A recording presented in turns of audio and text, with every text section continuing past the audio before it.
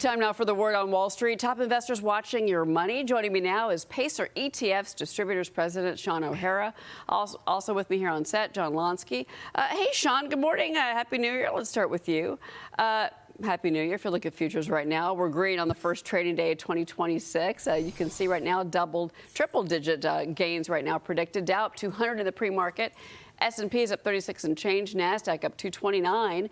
The biggest banks are projecting that the S&P 500 is going to hit new highs this year.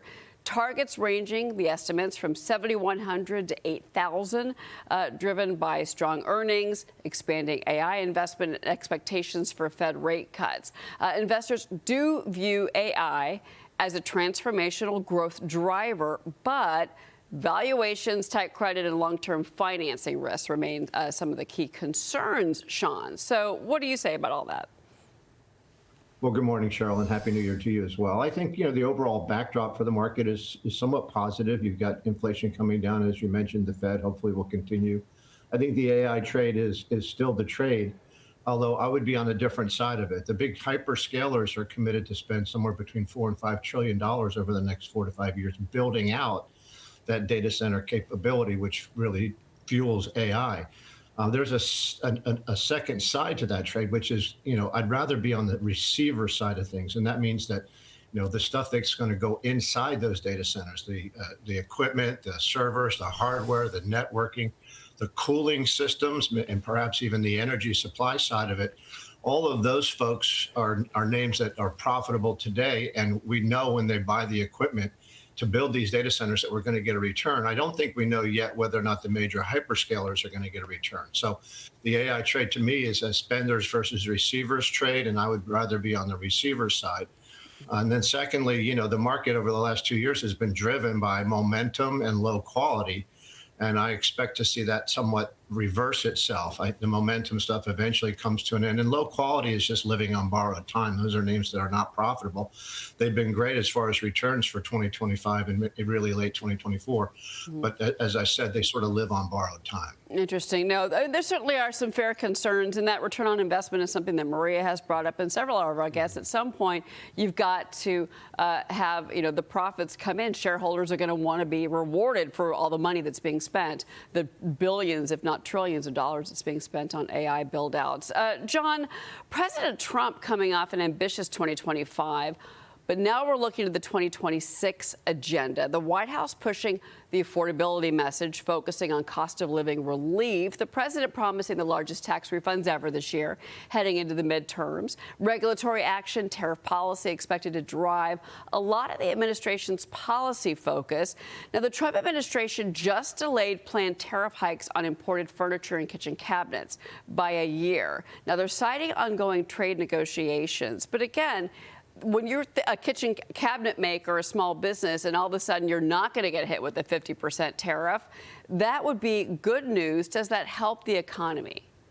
Well, only slightly. I think it should be pointed out, however, if you look at the November CPI report, you'll see that the prices for furniture and cabinetry, they're up by just under 5% year over year, which is on the high side. So in part, this decision was made in order to try to improve affordability for American consumers. It's not the best news if you lose this protection from tariffs if you're a manufacturer, a maker of furniture or cabinetry in the United States. Yeah, well, we'll see. Certainly not having a 30 or 50% tariff is very helpful. And I think, Sean, it shows that the administration is willing to pivot where they need to make sure that the tariffs are not hurting American businesses when you need to see small businesses in particular hiring. But, I want to go back to some of the sectors that you follow, just from a broader perspective, Sean, because it's unbelievable what we saw with silver and gold.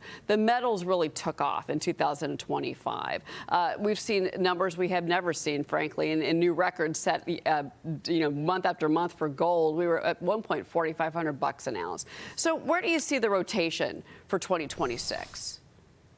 Well, for the last half of 2025, healthcare has been a surprising place to be, and we're overweight healthcare on a couple of our ETFs, and it's been really good for our investors. And I expect that will continue. That fits into that, that quality theme, if you will. names that are profitable, that generate a lot of free cash flow, that trade at a discount to the market. The one thing that could derail the markets in 2025 is valuations. We've been stretched for a while. The environment, perhaps with this big AI trade, and it is a transformational technology, could justify those higher valuations.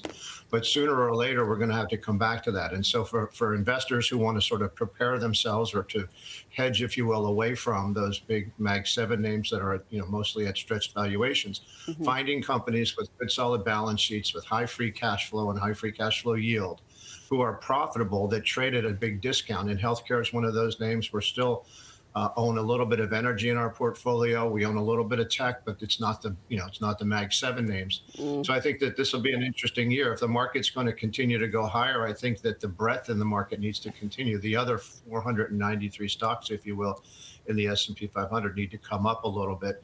Because I would expect that you'll see some slowing from the Mag 7 and the hyperscalers, mostly driven by fears over their CapEx spending. Yeah. And as it relates to the consumer, you talked about it, Cheryl. I think the big, beautiful bill and the tax cuts that are coming, and the tax cut that we've already got from lower energy prices, are going to continue to bolster the U.S. consumer. So, overall, I think the market looks really good, and it's really great to watch the president sort of work his magic, if you will. He's tireless in what he does in terms of managing the economy and figuring out where he should be pulling levers. And so I just think overall it's a good environment for equity.